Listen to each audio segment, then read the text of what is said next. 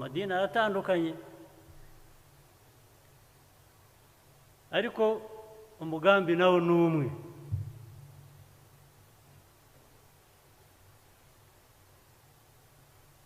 Gukorera Imana nako ni ugukorera abantu, kuyobora abantu mu murongo Imana ishaka. Reka mbyite gukorera Imana nayo noneho.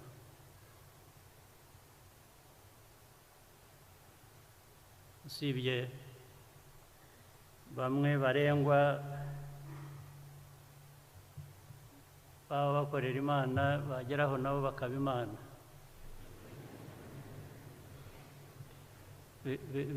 Ariko icyo bivuze ni uko beshya, baba babeshya. Ariko twese turi abantu b'Imana, kandi banatubwira ko Imana ntirenganya, ntisumbanya. Nta kuntu rero we yakugira nkayo yewe kansiga.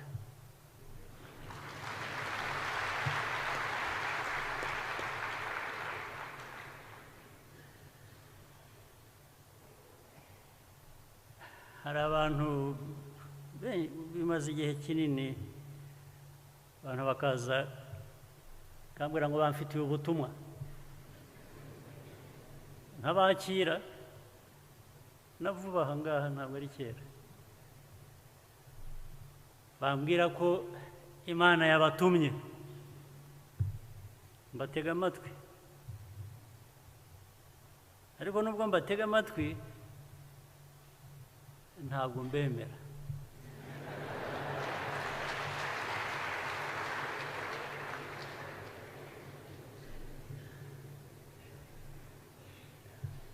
Ndetse simbibabwira ariko bavaho bazi ngo ndavuga ngo urabeshya, uri umunyakinyoma.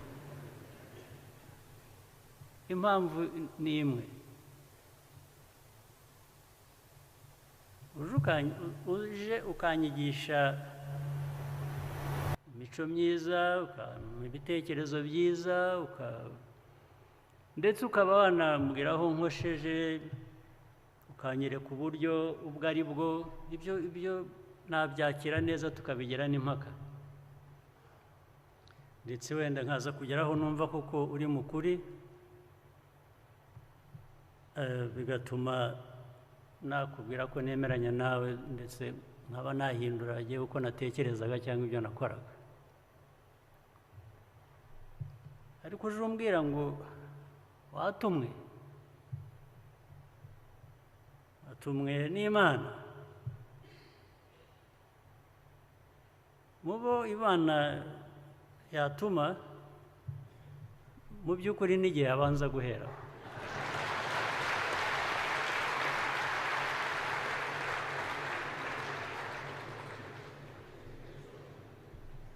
Kuko mujya kuntora kuba umuyobozi wa RPF, nkoresheje n'ururimi rwabo, amagambo yabo, ni ukuvuga ngo Imana yarabakoresheje murantora. None se ari uko bimeze, kuki ari mwe yatuma kandi ntintume cyangwa ntimbwire? Ibyo rero bimwe nahindi bubigereho, ariko akambirangiriza hano mujya kuko bijyanye n'umuco wa RPF na politiki ya RPF. Ntimugashukike uburyo bworoshye. Iyo umuntu agushuka ugatwarwa ugakurikira, ntabwo ugera kure. Ntabwo ugera kure utarahura n'ikibazo.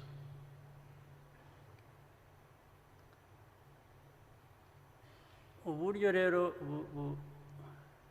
budasanzwe dukoresha haba muri RPF cyangwa ndetse no mu mikorere yacu muri rusange mu gihugu, niyo yatugeza kure. Naho iteka igihe cyose gukurikiza amabwiriza, kuvuga ngo hariya babigenza batya, mu kindi gihugu babigenza batya, natwe reka bari ko tubigenza, cyangwa babigenzaga batya,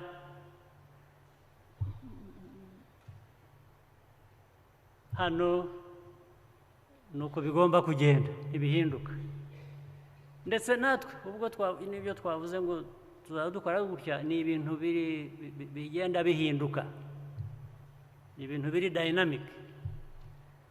Uko twaba dukora ubu biri no mu mategeko, iyo dusanze bitajyana n'igihe cyangwa bitajyana n'inyungu z'igihugu, z'abaturage b'u Rwanda n'iki, dushaka uko tubihindura, cyangwa se tugakoresha ubundi buryo butari no muri ayo mategeko, cyangwa se butabuzwa n'ayo mategeko, kugira ngo tugere ku nyungu z'igihugu. Unconventional methods. Unconventional methods zizageza u Rwanda kure.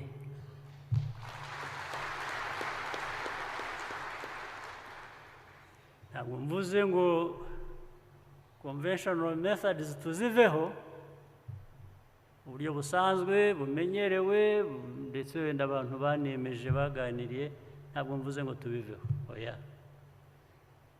Icyo mvuze ni ukuvuga ngo dukwiye kurenzaho,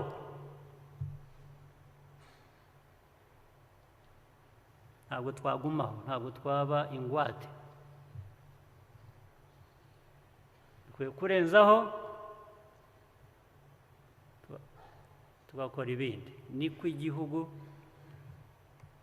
cy'u Rwanda, imiterere yacyo,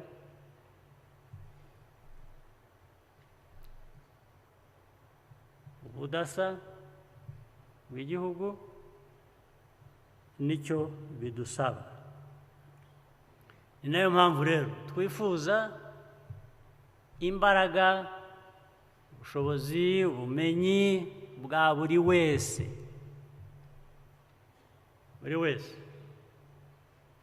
n'uwo twaba tutavuga rumwe, n'uwo twaba tudahuje imyumvire, tugomba kugira aho duhurira. Niyo mpamvu mbashimira abo tudakora bimwe, abo tutumva kimwe, ariko twatumiye mukaba mwitabiriye ubutumire bwacu. Iminsi ibaye myinshi rero, igihugu cyacu twaraheranywe na COVID-19. Hari abacu yahitanye batari bake, ibyo navuga ko ari ibisanzwe, abantu ko bagera igihe cyabo, ariko kandi nagira ngo mbashimire ukuntu abantu bose, igihugu cyose cyabyifashemo, uburyo twakoresheje, ndetse nabwo navuga ko hari ibintu bimwe bidasanzwe twakoresheje, kubera ko iki cyorezo cyaraje gisakara isi yose, ndetse gitungura buri wese ku isi aho ariho hose. n'aba bandi twari tumenyereye ko aribo bagira ibisubizo bya buri kintu nabo byarabagoye. Ubwo ibyo nabyo byabaye nk'icyiza mu kibi. Icyiza mu kibi kuvuga ngo icyiza cyavuyemo twararinganiye.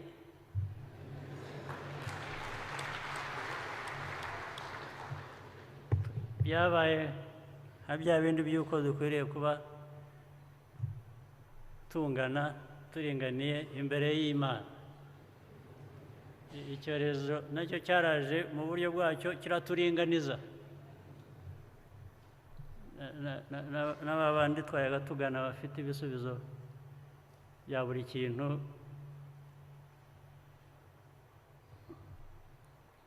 twasanze byabagoye. N'ubu biracyakomeza. Imyifatire yacu, imikorere yacu nibyo bizakomeza nabyo kudufasha guhangana n'icyorezo kigikomeza cyangwa se ibindi bizaza nabyo cyangwa ibindi bizashimikiraho. Niyo mpamvu nibutsa nsubira ku bintu by'imikorere, imikoranire, uburyo budasanzwe dusabwa kugira ngo tubeho. Tugiye gukora nk'uko abandi bakora cyangwa mu buryo busanzwe cyangwa ntabwo dushobora kuba tutari aha turi. Kaba karatubayeho kera. Iki gihugu gishobora kuba kitariho uko kimeze ubu iyo biza kuba iby'uko dukora gusa mu buryo busanzwe, tutagira byinshi twisaba,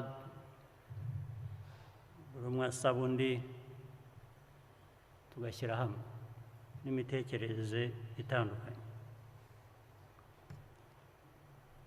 Muri icyo cyorezo no kurwana nacyo, ubu u Rwanda turi hafi kugera ku rwego aho dukora urukingo rujyanye n'icyo cyorezo, n'iyo ndwara. Ariko urwo rukingo cyangwa se ubwo bushobozi bwo gukora urwo rukingo bufitemo n'ubushobozi bwo gukora n'ibindi bihangana n'ibindi bibazo.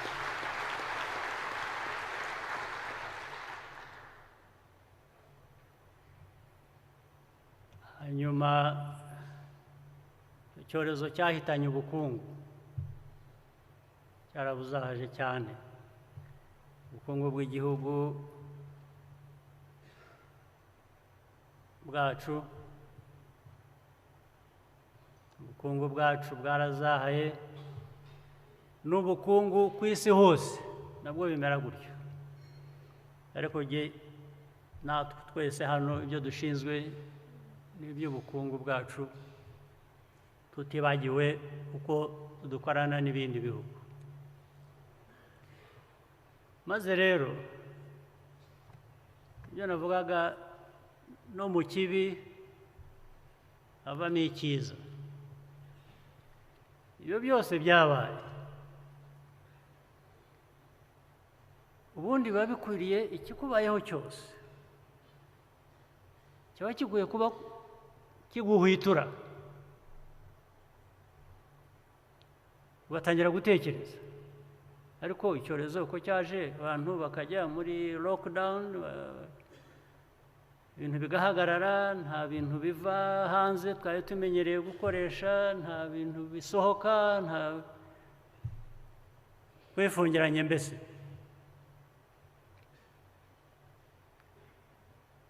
Ngo bivuze ngo bikwiye kuba bidukangura ku buryo buvuga ngo ariko nihaza ikindi nk'iki cyangwa kirushijeho no kuba gikomeye.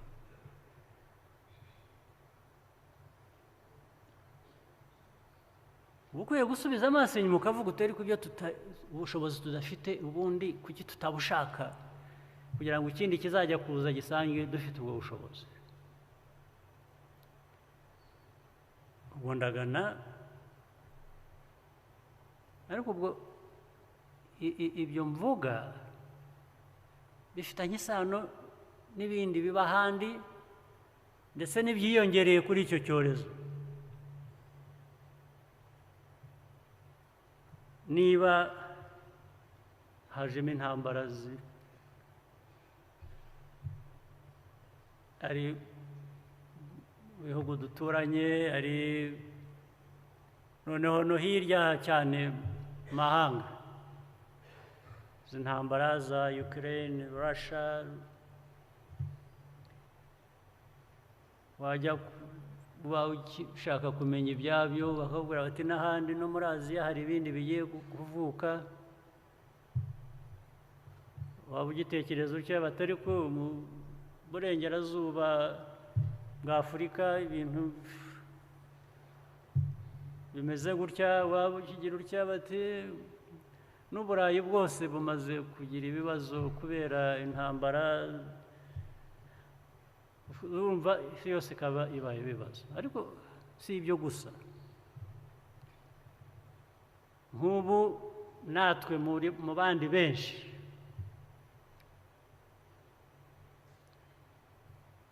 iyo ntambara yo Russia na Ukraine, urabizi ibintu byavagayo, ingano, ibindi biribwa byinshi, then ifumbire dukoresha mu buhinzi n'ibindi, bisa n'ibyateye ikibazo ku isi hose. Ubundi abantu bakora nkatwe bakwiriye kuba bakora nkatwe nk'u Rwanda, uko twiyemeje bya bindi navugaga.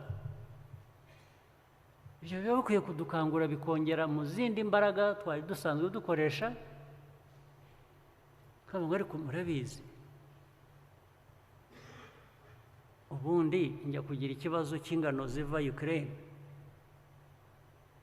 kuki tudahinga bihagije ku buryo umusaruro w'ibyo dukeneye w'ibyo kurya w'iki uba uhagije, ntibizabe ko habaye ikibazo muri Ukraine ubwo tugiye kwicwa n'inzara turapfuye. Kuki ibyo bidahera ko bijya mu mutwe wacu tukibaza icyo kibazo, noneho bigatuma imikorere ibyo dukora bigana muri iyo nzira yo gushakisha uko ntihaba ikindi kibazo, tutazicwa n'inzara, tutazabura ifumbire, tutazabura ibyo ari byo byose. Ubwo bivuze ngo tuributswa ibyo dukwiriye kuba dukora n'ibibazo tureba turi imbere kandi byavuyemo bitugiraho ingaruka tuzi. Niyo mpamvu twatekereje gukora urukingo cyangwa n'indi miti. Twakanguwe no kuvuga ngo ariko ubushize erega murabizi igihe urukingo rwari rukimara, mbere nta rukingo rwari ruhari, aho rubonekeye ba nyirabyo nyine baravuga ati mwe mutegereje tubanze, baratubwira ni nko kutubwira ngo erega ntidusa, mwebwe abasa namwe nimwe mutegereje, tuzabageraho nitumara guhaga, nitumara ibyo byose kuki abantu batabivanamo isomo. Hari ibyo by'inkingo, hari ibyo by'ibyo kurya, hari ibyo navugaga ku bituruka muri Ukraine, hari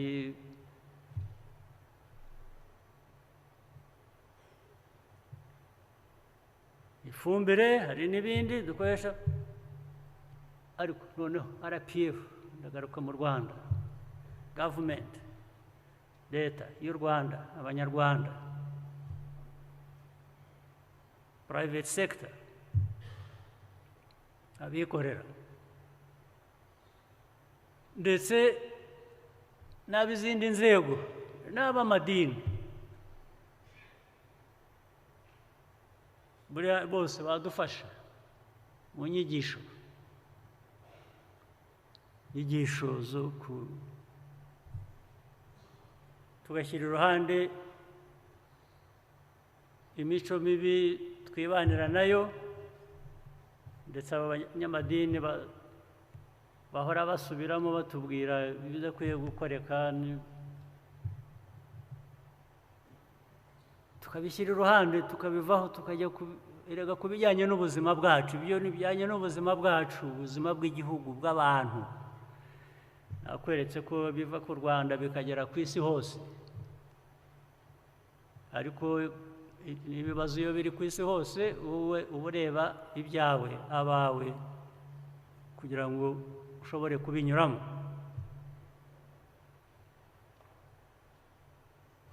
Ibyo dukora rero n'imikorere ni ibintu bigomba guhora bihinduka, biganisha aho ngaho, bishaka igisubizo cy'ibibazo by'ubuzima busanzwe n'ibindi byavutse tutari tumenyereye bidasanzwe.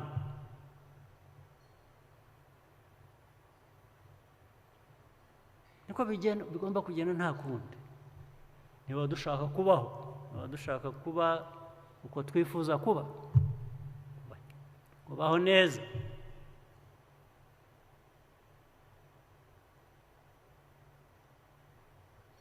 kandi hari ingero nyinshi zimaze kugaragara ko bishoboka,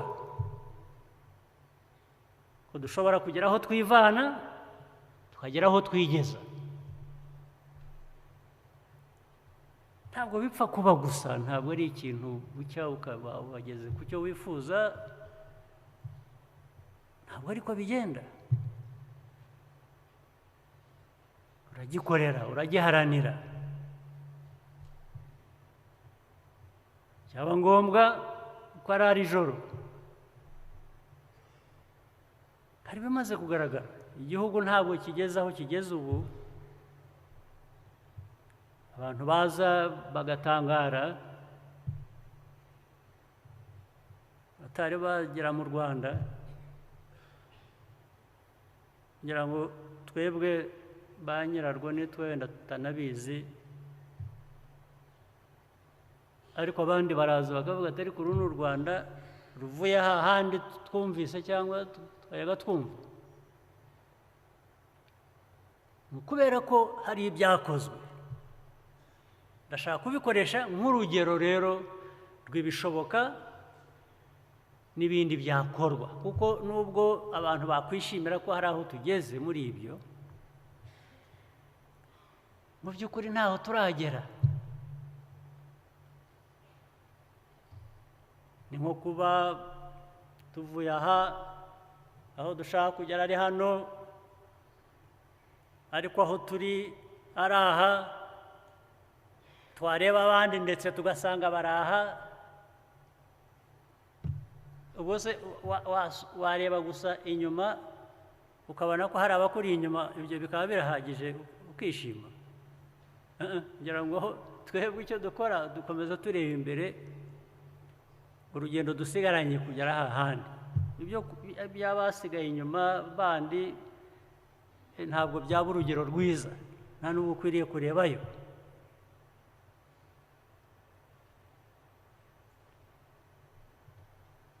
Rero ibyo byose impamvu bitatwibutsa, bitanadusaba ko duhinduka tugahinduka. Abangiza, barangara, bakora ubusa, abayobozi bagenda bakabyimba bakangana, ndetse ntibibe bityo gusa, warangiza ubwo buremere bwawe ukagira abo ugomba kubutereka ku mitwe buri wese akamenya ko kanaka ageze aha abantu bose bagomba guhagarika ibyo bakoraga abo usanze ahantu hatangwa za serivisi ukaza ureza agatuza ukanyura ku bandi bose bahereye mu gitondo bahagaze ku murongo ukaza ibyo ni ibya kera nari nzi ko tugomba kubisiga inyuma ariko biracyaza ibyo ni ibya kera bya bindi byaba uzi ico ndico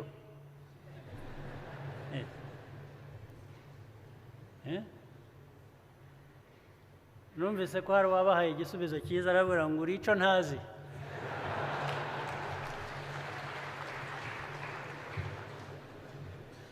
yes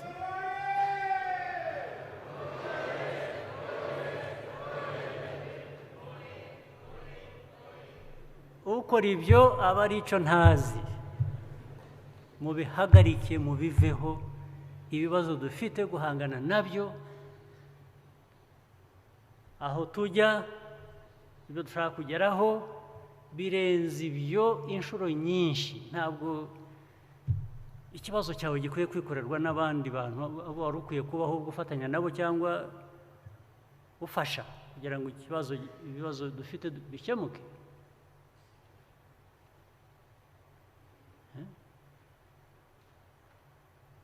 niba ushaka serivisi ahantu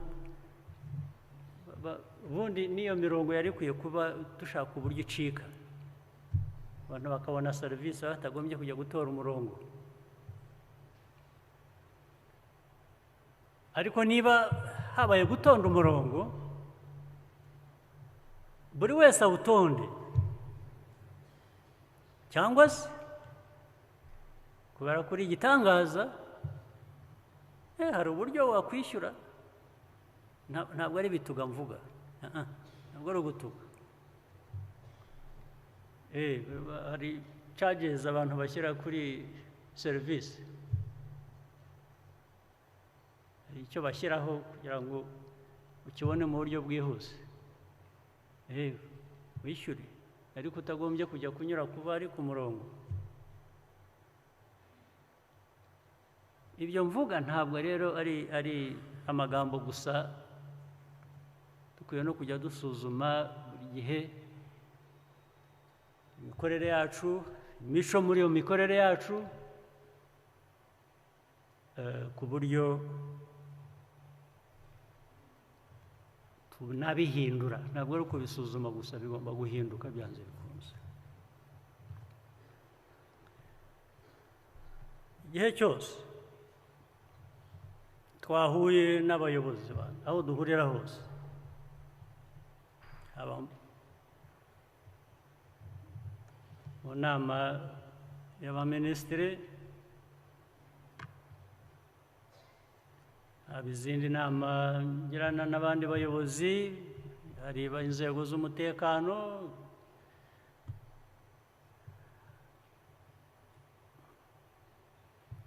abajenerali mu gisirikare nta na rimwe nibagirwa kubibutsa icyo ngicyo ariko imaze kumera nk'indirimbo rimwe na rimwe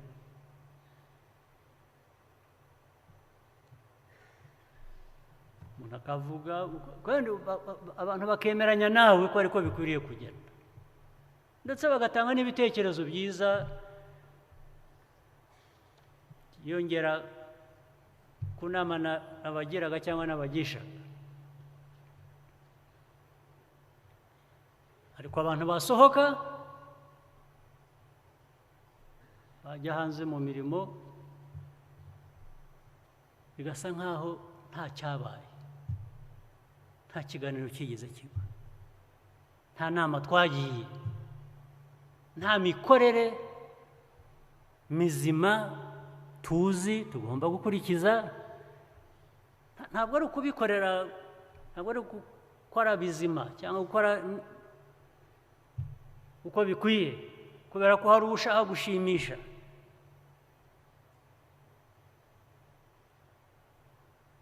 Igihugu cyacu bya bibazo navugaga kugira ngo bikemuke, ibyo ni byo bidusaba.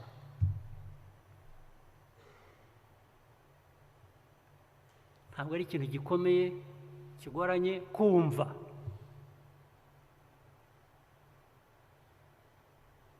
Abantu gusa bahora barwana n'imitima yabo hagati yo kumva ibikwiriye gukorwa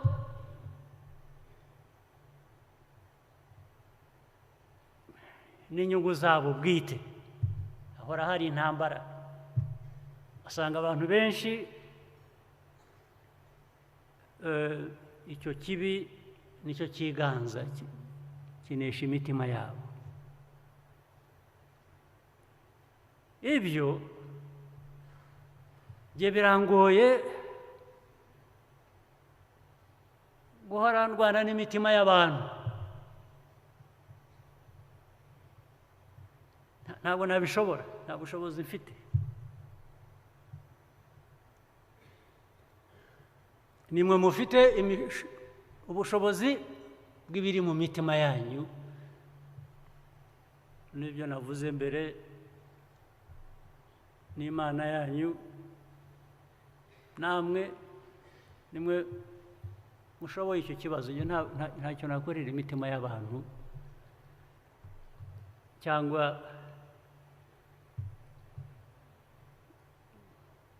ubwenge bw'abantu bitajyamo. Ntabwo rwose birenze domaine yanjye, birenze ubushobozi bwanjye. Ariko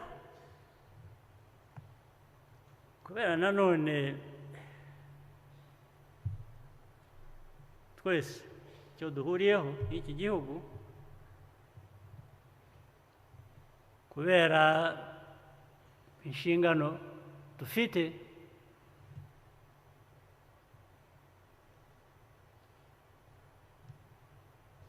ntabwo twaterera iyo ngo tuvuge ngo reka ibintu byose umuntu yikorera ibyo ashaka n'umutima we n'Imana ye. Ibyo haba chaos. Ubwo ushaka chaos, ntabwo chaos ikemura ibibazo na rimwe.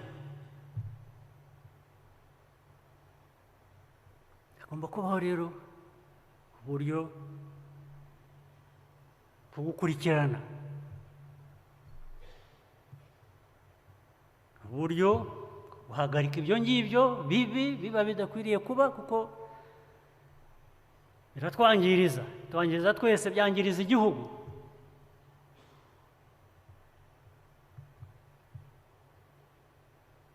Ntabwo twese twahinduka abagomba gukorera umutima wawe, inda yawe idahaga. Ntabwo ibyo ngibyo bibaho. Ubwo havamo guhangana. Ikibi kigahangana n'icyiza. Icyiza kigomba gutsinda.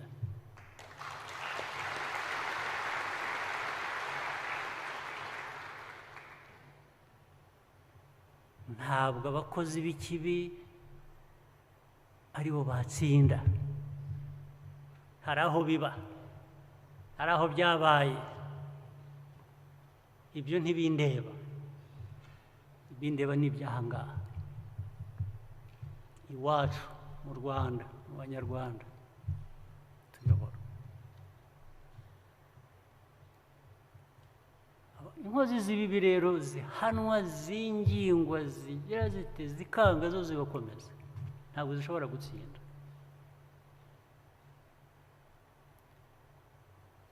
ariko ubwo ndabivuga nifuza cyangwa nibwira ko n'abandi ariko babyumva, namwe mwese ariko mubyumva.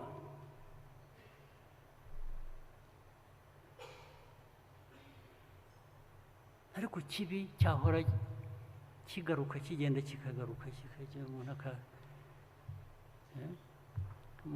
mu nzego za leta mu kibuko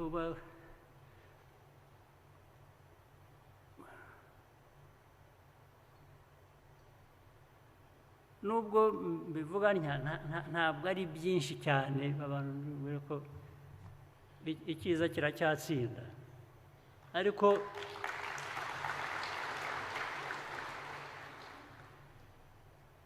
ariko ikibi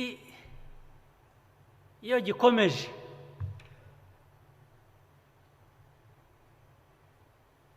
kigakomeza no mu bantu bamwe bakagikomeza, ubu ni ukuvuga ngo kirashaka kwiganza. iyo usubiye inyuma ho gato, iyo ucitse intege ho gato, kiriganza.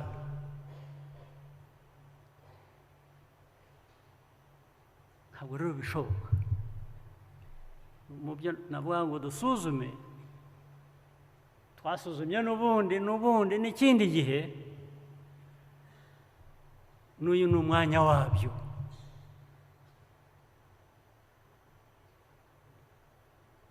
ibi mumenyereye byo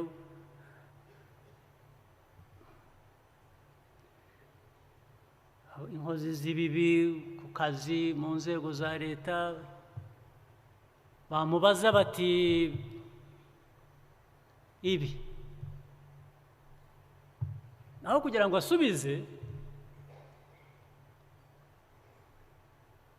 akabanza kuvuga, gutekereza uwamureze ninde wagiye kubivuga, ahubwo ninde udakwiye kubivuga.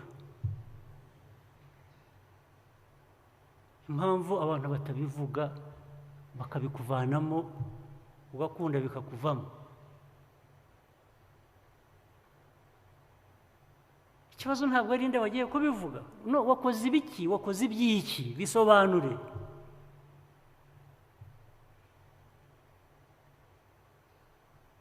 bisubize. So accountability,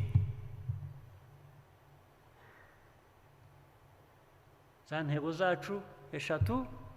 cya mbere, ubu nibyo mvuga, igihugu cyacu tugakora, tugafatanya gukorera igihugu cyacu tukakigeza kure. ubwo bumwe budushyira hamwe mu bikorere ni ngombwa. cya kabiri, accountability, ni ugusubiza ibyo ukora. ntiwakoze ibibi, byumve nawe ko ari bibi, kandi abantu baba babyumva, ubikosore bitarabigera na kure. abonye amahirwe rimwe, wabwiwe. abonye ubwa kabiri, wabwiwe. kuki ugomba gutegereza andi mahirwe ya gatatu ukora cya kibi abantu bakubwira buri munsi? biba bivuze iki? cyangwa ubona ko abantu bakugira bati ntabwo ari uwabivuze, ntabwo ari uwagiye kubivuga, si cyo kibazo. ahubwo ikibazo kiba kutabivuga. bagenzi bawe bakakubona wangiza,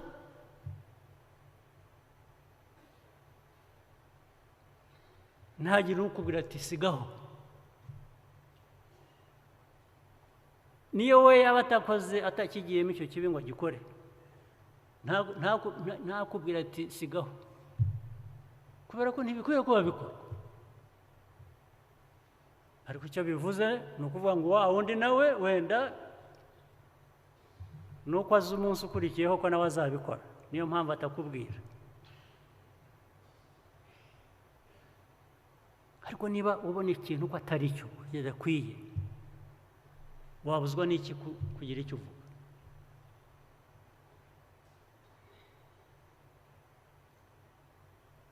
iyo conspiracy in silence ivuze iki? Ijyanye ite n'intego zacu n'ibyo tuvuga? Tugeza he?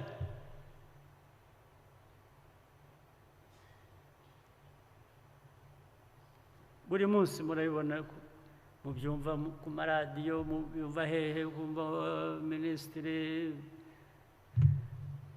abajyanama ba leta iki beguye, bafashwe,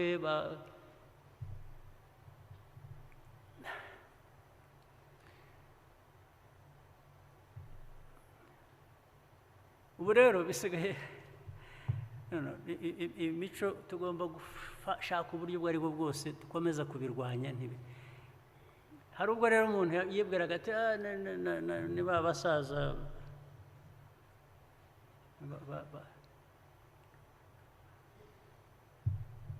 bakuriye muri politike mbi bagira imico mibi, niba bakora ubu bisigayemo bikorwa n'abana. Ndashaka kubwira urubyiruko ruri hano, urubyiruko ruri hano dukwiye kumenya ngo tubatezeho byinshi. Icyo gihugu cy'ejo, izo mbaraga hano z'uyu munsi, reka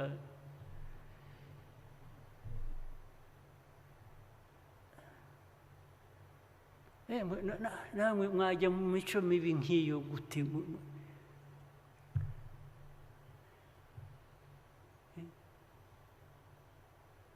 Kuki tudashaka uburyo dukora neza, dukora ibintu bizima, ufite ikibazo tukamufasha, ariko ibintu byo kuko iyo ukoze ibintu nk'ibyo mu nzego z'ubuyobozi, ntabwo ari ikibi gusa ukoze, niba ari ibyo wibye, niba ari ibyo wageze gute, ariko hari n'icyo cyizere umuryango nyarwanda wari ukwiye kuba uguha, cyangwa ufite icyo cyizere ubundi ufite, cyangwa wari ukwiye kuba uhabwa pe, uracyanze, urakijugunye, gitaye aho ushaka kugita. Koko birenze ibyo byo gusa amafaranga wanyereje cyangwa icyizere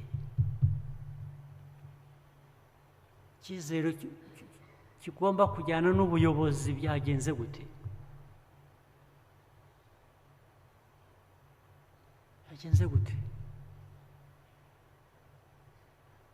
Buriya hari bamwe nganira namwe one on one nkababwira, ariko aho wahereye, ibyo umaze kugira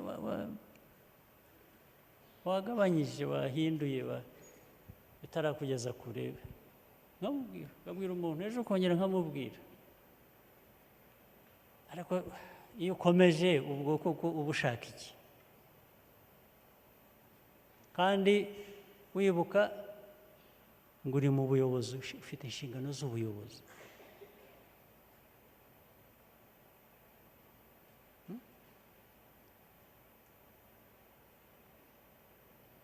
Akaba nabumbaza, ariko buriya koko ibi wagiyemo, niba ari n'amafaranga wanyereje wibye, ubu iyo utayabona wapfaga.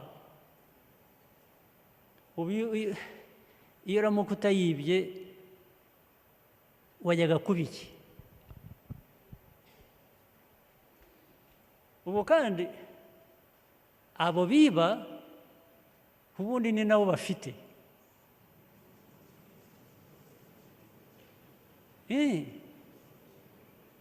abaturage bacu tuyobora birirwa biyuha kuya bakora bagahera saa 12 saa 11 za mu gitondo bakageza za nimugoroba ntabwo bajya muri ibyo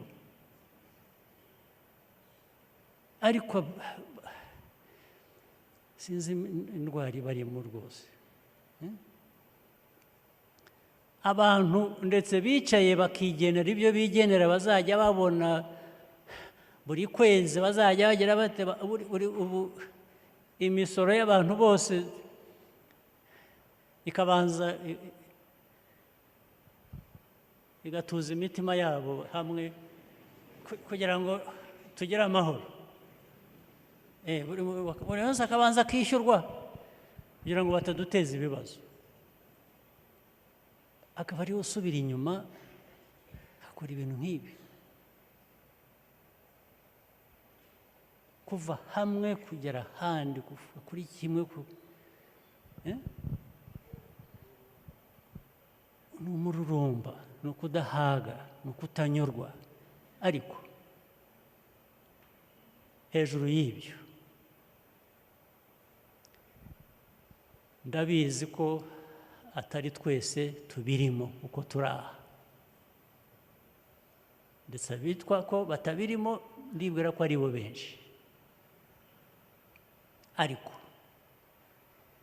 murabibona murabizi mugaceceka koko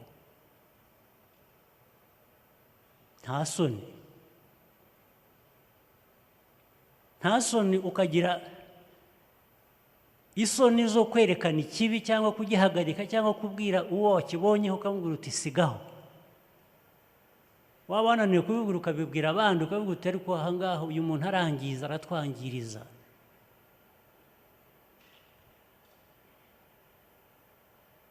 byaba byamenyekanye ikibazo kikaba ngo wabivuze ninde we kuki atari wowe ubivuga niba utabikora kuki atari wowe ubivuga cyangwa kuki udahangara uwo ukamubwira uti sigaho ntabwo ari byo ibi ni isomo twahora dusubiramo buri munsi bitagira aho bigarukira hari abiyemeje kuvuga ngo mwe mujye muvuga gusa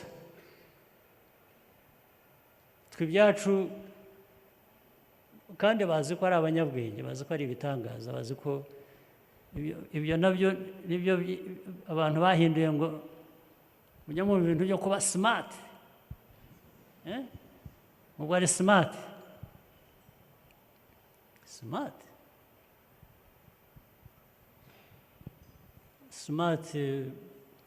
bivuze iki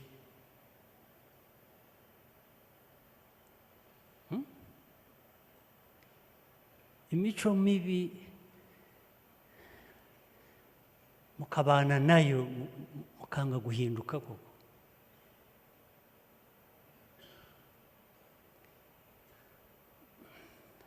ariko reka mbabwire njye keretse ibyo ntamenye